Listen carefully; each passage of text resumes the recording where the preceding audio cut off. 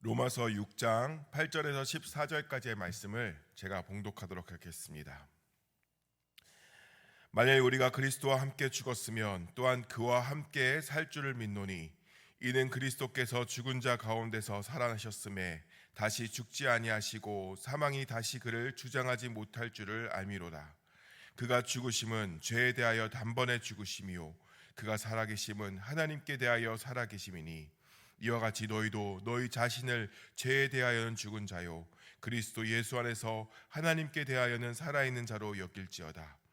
그러므로 너희는 죄가 너희 죽을 몸을 지배하지 못하게 하여 몸의 사욕에 순종하지 말고 또한 너희 지체를 불의의 무기로 죄에게 내어주지 말고 오직 너희 자신을 죽은 자 가운데서 다시 살아난 자 같이 하나님께 드리며 너희 지체를 의의 무기로 하나님께 드리라.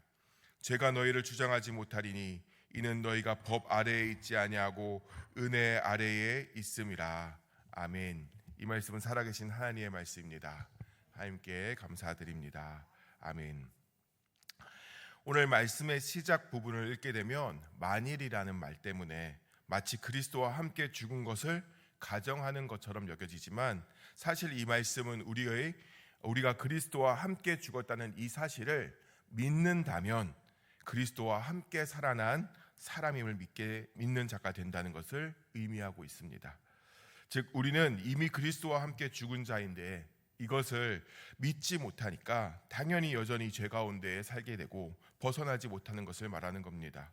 죄인으로 착각하며 살아가는 그런 모습을 지적하고 있는 것이죠. 많은 성도가 예수 그리스도를 나의 구주로 믿음으로 이미 죽고 다시 새롭게 산 자임에도 불구하고 여전히 내가 죽어야지 라고 하면서 죽으려고 애를 씁니다. 그러나 우리가 분명하게 알아야 할 것은 우리의 자아는 이미 죽었다는 사실입니다. 예수 그리스도께서 십자가에 못 박혀 죽으실 때 이미 우리는 죽은 자가 되었습니다. 우리가 예수를 믿고 세례를 받는다는 것은 곧 나는 죽고 예수가 함께 살아가심으로 다시 태어났다는 뜻을 가지고 있습니다. 우리가 받는 세례는 물을 손에 찍어서 머리에 얹다 보니까 별 느낌이 없는 것처럼 여겨질 때가 많지만 사실 세례는 침례로서 물속에 완전히 잠겼다가 나오는 모습을 말합니다. 그냥 들어갔다가 나오는 것이 아니라 목사가 세례를 받는 성도를 뒤로 해서 물속으로 담궜다가 숨이 찰 때쯤 꺼내줌으로써 죽음을 경험하고 다시 태어난 느낌을 받는 것입니다. 즉 예전에 나는 이미 죽었고 다시 새롭게 태어난 거듭남이라는 뜻을 가지고 있는 것이 세례입니다. 그래서 이 세례는 어떻게 보면 영적 장례식을 치르고 새로 살게 된 자들임을 뜻하는 것이기도 합니다. 그리고 이것이 진리이고 복음임을 오늘 바울은 이야기하고자 하는 것입니다. 난 죄로 이미 죽었고 다시 예수로 산 사람임을 우리는 믿어야 한다는 것입니다. 우리는 때론 그저 예수님이 나 대신 십자가에 죽으셨다고만 생각할 때가 있는데 하지만 그날은 십자가에 못 박혀 죽으신 그날은 우리 또한 나 또한 십자가에서 죽은 날임을 우리는 알아야 합니다. 예수님이 우리 모든 인류의 대표성을 가지고 십자가에 못 박혀 죽은 날이기도 죽으신 날이지만 우리도 함께 십자가에 못 박혀 죽었다는 것을 믿어야 한다는 것입니다. 그리고 예수님이 부활하신 날 나도 함께 부활했음을 믿는 것이 복음이라는 것을 오늘 말씀하고 있는 것이죠. 8절에서 그것을 다시 한번 이야기하고 있는 것입니다. 그리고 이 사실에 대한 신앙 고백이 갈라디아서 2장 20절에 잘 나와 있습니다. 제가 갈라디아서 2장 20절을 한번 읽어보겠습니다. 내가 그리스도와 함께 십자가에 못 박혔나니 그런즉 이제는 내가 사는 것이 아니요 오직 내 안에 그리스도께서 사시는 것이라. 이제 내가 육체 가운데 사는 것은 나를 사랑하사 나를 위하여 자기 자신을 버리신 하나님의 아들을 믿는 믿음 안에서 사는 것이라. 아멘. 예수님이 십자가에 죽으실 때 우리는 옛사람도 예수님과 함께 십자가에 못 박혔습니다. 십자가는 예수님이 죽으신 십자가인 동시에 내가 죽은 십자가인 것이 확증되었다는 것입니다. 그 옛날 일을 가지고 와서 지금 이 시기가 다른 때에 어떻게 연결할 수 있는가 생각할 수 있겠지만 시간과 공간을 초월하시는 하나님께서 그렇게 정하셨습니다. 이건 이미 정해진 것이고 믿던 말던 진리가 되었다는 것입니다. 그럼 이제 우리가 할 수 있는 일은 이 진리를 아멘으로 받아들이는 것뿐입니다. 죽으려고 노력하는 것이 아니라 이미 죽었다고 여기는 믿음으로 난 이미 죽은 존재임을 고백하는 것입니다. 우리가 아무리 공기가 보이지 않는다고 해서 공기는 없다라고 외친다고 해도 이 공기가 사라지지 않는 것처럼 나도 주와 함께 죽은 이 십자가 사건은 세상을 창조하신 창조주 하나님께서 정한 것이기 때문에 우리가 그저 믿는 것밖에 할 수 없는 것을, 그리고 이것은 진리라는 것을 우리는 알아야 합니다. 우리가 이 진리를 고백하며 나아갈 때 그리스도 안에서 이루어진 죽음이 실제가 됩니다. 그때 비로소 예수 그리스도께서 생명 되시고 주인 되심을 체험하고 다시 산 사람이 되는 것입니다. 함께 제가 11절을 읽어보도록 하겠습니다. 이와 같이 너희도 너희 자신을 죄에 대하여는 죽은 자요 그리스도 예수 안에서 하나님께 대하여는 살아있는 자로 여길지어다. 아멘. 우리는 이미 죽은 자이지만 이와 함께 예수로 산 사람입니다. 그래서 예수 안에서 새로 산 사람으로서 살아감으로 예전과는 완전히 다른 자임을 인정하고 고백하고 살아가게 되는 것입니다. 매일 내가 죽어야 하나님이 사시는데, 내가 죽어야 되는데 라고 고백하는 것은 신앙적으로 회개하는 모습 같고 자신은 부족한 사람임을 인정하는 겸손한 모습 같아서 우리는 여전히 그렇게 하고 있지만 사실은 아직 내 존재가 변화되었다는 것을 인식하지 못하는 모습이 될 뿐임을 우리 또한 기억해야 합니다. 하나님이 불의한 사람들을 의롭다고 여겨주신 것과 같이 신자들은 자신의 현재 상태를 죄의 지배를 받는 상태가 아닌 의와 은혜의 지배를 받는 상태로 인식해야 합니다. 이 변화를 인정하고 인지해야 한다는 것입니다. 내가 죽지 못해서 여전히 이렇구나 라고 하는 것이 아니라 나는 나를 아직도 올바르게 사용할 줄 모르는구나 라고 바꿔서 생각해야 한다는 것입니다. 최신 스마트폰을 가지고 있는데 올바로 사용하지 못한다고 해서 이 폰이 구형이 되는 것이 아닙니다. 나는 이미 하나님의 사람으로 거듭났는데 아직도 옛 모습만 생각하고 나를 바라보니까 여전히 죄인으로만 살아가고 있는 것입니다. 죄를 사랑하는 모습이 당연한 것으로 여겨지는 것입니다. 하나님보다 여전히 세상을 사랑하고 쉽게 넘어지는 것이 당연한 부족한 존재로만 생각하고 쓰러지게 됩니다. 그런데 이제 우리는 그런 사람들이 아니라는 것입니다. 나는 예수와 함께 다시 태어난 사람인데 그걸 모르니까 늘 넘어지고 그것을 당연하게 여기는 것입니다. 다만 이미 죽었다는 이 말은, 믿음의 이 고백은 십자가 복음 앞에서 정직하게 해야 합니다. 철저한 회개로 나는 죄로 죽을 수밖에 없는 자임을 고백해야 합니다. 그리고 하나님께서 나를 너무너무 사랑하심을 믿어야 하고 그 이유로 예수 그리스도께서 십자가에서 죽으셨음을 100% 신뢰해야 합니다. 그리고 주와 함께 십자가에서 죽음으로써 죽음을 함께 통과해야 합니다. 십자가는 오직 죽음으로만 통과할 수 있습니다.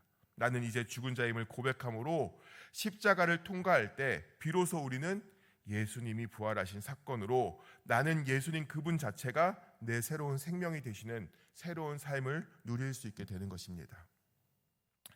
나는 죽었습니다 라고 고백하는 것은 12절과 14절에 죄가 너의 몸을 지배하거나 주장하지 못하리니처럼 나는 더 이상 죄의 종로로 타는 옛사람이 아닙니다 라고 고백하는 것과 같습니다. 그 말은 단순히 나에게 더 이상 혈기가 없어진 것이 아니라 혈기의 종로를 타지 않게 되었다는 것을 의미합니다. 정욕이 없어진 것이 아니라 더 이상 정욕의 종이 되지 않았다는 것을 고백하는 것입니다. 마귀가 죄로 사로잡으려고 할 때 마귀야, 나는 더 이상 네 종이 아니다. 이전에 죄의 종로로 타던 나는 이미 죽었다. 나는 이제 예수님의 생명으로 사는 새로운 자다. 예수님의 종이다 라고 선포하게 되었다는 말입니다. 그리고 이제는 새로운 생명을 가진 자로서 이 땅의 것에 소망을 두지 않고 하늘의 것을 바라보며 그것을 찾는 자가 되어야 됨을 고백하는 것입니다. 골로새서 3장 1절에서는 그러므로 너희가 그리스도와 함께 살리심을 받았으면 위의 것을 찾으라 라고 말씀하십니다. 내가 이제 새 사람이 되었음을 알았기에 새로운 시스템에 따라가야 그렇게 살아가야 함을 말하고 있는 것입니다. 좀 전에 최신 스마트폰에 대해서 살짝 예를 들었는데 마찬가지로 최신 스마트폰을 가지고 있는데 예전의 기능을 따라갈 필요가 없습니다. 5G가 되는 폰을 가지고 있으면서도 여전히 2G 폰을 그 기지국을 찾아서 연결하려고 하면 오히려 폰은 버벅거리고 아무것도 할 수 없는 폰이 될 뿐입니다. 폰의 역기능만 나오는 것입니다. 새로 나온 최신 기술을 사용할 수 있는 몸이 되었다면 예전 것보다 훨씬 나은 기능을 사용해야 하는 것입니다. 우리는 새로 태어난 자들입니다. 새로 태어나 하늘의 것을 찾을 수 있는 자들입니다. 그것을 누려야 되는 몸인데 여전히 죄의 것을 쫓아가고 이 땅의 것을 쫓아가니 몸이 버벅거리고 넘어질 수밖에 없다는 것을 의미하는 것입니다. 여전히 죄의 길에 몸을 담고 있습니다. 여전히 죄에 의해 무너집니다. 그럴 때마다 우리는 하나님, 나는 이제 새로 태어난 자인데 제가 왜 아직도 이곳에 쫓아갑니까? 저는 새로운 것을 볼 수 있도록 하나님 도와주십시오라고 고백해야 하는 것입니다. 우리는 이미 죽은 자임을 기억하시기 바랍니다. 예수님 앞에서 죽음이 실제가 되면 모든 문제가 바뀌기 시작합니다. 두려움, 염려, 걱정, 미움, 원망, 욕심, 조바심이 다 사라집니다. 그것들을 느끼는 주체인 내가 죽었기 때문입니다. 자의 죽음으로 이런 것들이 처리되면 우리 마음은 평안과 감사, 기쁨과 사랑이 생기게 되는 것입니다. 환경이 문제가 되지가 않습니다. 예수님 안에서 언제 어디서나 기뻐하고 감사하고 사랑할 수 있는 존재가 되는 것입니다. 여러분, 더 이상 거기에 매달리고 있을 필요가 없는 새로 태어난 자들입니다. 하나님께서 여러분을 새 사람이라고 칭하셨고 이미 죽은 자로서 그것들이 나를 더 이상 넘어뜨리지 못하는 사람임을 하나님은 선포하셨습니다. 예수로 다시 태어난 존재답게 살아가시기를 소망합니다. 이제 위의 것을 찾으시며 살아가시면 되는 것입니다. 다시 말씀드리지만 자아가 죽었다는 것이 모든 감정이 사라진 것, 그런 무감각 상태가 되는 것이 아닙니다. 자아가 죽었다고 해서 성질도 없어지고 혈기음란한 마음 같은 것도 같이 없어지는 것은 아닙니다. 바울도 고린도전서 15장 31절에서 이런 고백을 합니다. 형제들아, 내가 그리스도 예수 안에서, 예수 우리 주 안에서 가진 바 너희에 대한 나의 사랑을 두고 당언하노니 나는 날마다 죽노라. 바울이 나는 날마다 죽노라 라고 고백하는 이것은 그도 여전히 육신의 욕구를 가지고 있었다는 뜻이었습니다.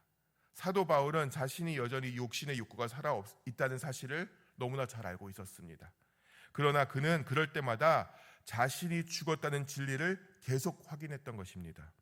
계속해서 나는 죽었고 내 안에 예수로 인해 다시 산다라는 이 진리를 결론 삼고 고백하며 살았다는 것을 의미하고 있는 것입니다. 사도 바울의 이 믿음을 통해서 예수님께서 역사할 수 있었던 것입니다. 여러분 잊지 마십시오. 여러분은 이미 죽은 자입니다. 우리는 삶에서 진리 중에 진리인 나는 죽었고 이제 예수로 사는 이 엄청난 복음을 고백하는 삶을 살아야 합니다. 여전히 어려움을 느끼고 좌절을 느낄 때마다 부족한 자신을 보면서 부족합니다, 이런 나의 자아를 죽여주세요라고 더 이상 기도하지 마시고 이미 나는 죽었다, 이 사실을 확신의 말씀, 은혜의 말씀, 능력의 말씀으로 붙들고 살아감으로써 더 이상 죄에 의해서 휘둘리는 자가 아닌 허락하신 새 생명을 누리면서 사시는 저와 여러분 모두가 되기를 예수님의 이름으로 축원합니다. 기도하겠습니다. 사랑과 은혜가 풍성하신 하나님, 오늘도 이 새벽을 깨워 하나님의 말씀으로 하루를 시작하게 하셔서 우리에게 진리를 다시금 일깨워 주심에 감사드립니다.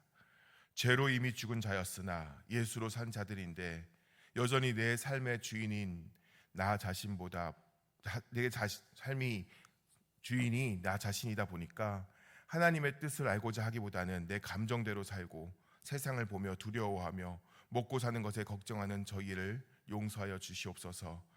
이제는 우리의 모든 삶이 주의 의미가 되게 하여 주시고 예수로 사는 우리가 더 이상 내 뜻과 내 삶에 따라 신앙을 갖는 자가 아닌 하나님의 뜻을 따라 살아가게 하여 주시옵소서. 주님의 마음을 구합니다. 나는 죽고 예수로 사는 자로서 주님의 마음을 알게 하시고 그 뜻에 따라서 살아가게 하여 주시옵소서. 교회의 목회자와 직분자를 위해서 기도합니다. 성령 충만함으로 주의 일을 감당하게 하시고 모든 일을 하나님의 생각과 시선으로 바라보게 하셔서 하나님께 쓰임 받음에 기쁨과 감사가 있게 하시고 주의 계획을 바라볼 수 있는 믿음과 소망으로 살아가게 하여 주시옵소서. 환우와 성도들의 삶을 위해서 기도합니다. 모든 삶에서 주의 개입하심을 체험케 하시고 인도하심에 순종하는 믿음의 삶을 살아가게 하여 주시옵소서. 혹여나 상하고 찢긴 마음을 위로하여 주시고 질병과 노고와 아픔으로 신음하는 성도들에게 성령 하나님 찾아가 주셔서 위로하여 주시고 통증이 사라지게 하시고 깨끗하게 낫게 하시며 치료의 강선으로 바라사 회복되게 하여 주시옵소서. 각 성도의 삶을 누구보다 잘 아시는 주님, 성도들의 간절한 간구를 기억하여 주셔서 보호하여 주시고 어려움과 힘듦이 있는 자녀들에게 주의 은혜로 영육의 평안함을 허락하여 주시옵소서. 주님의 구체적인 인도하심과 응답의 역사가 이 새벽에 있기를 간절히 소망합니다. 주님 말씀하여 주시고 깨닫게 하시고 인도하여 주시옵소서. 우리의 찬양과 감사와 영광을 받으실 오직 한 분 예수 그리스도 이름으로 기도하옵나이다. 아멘.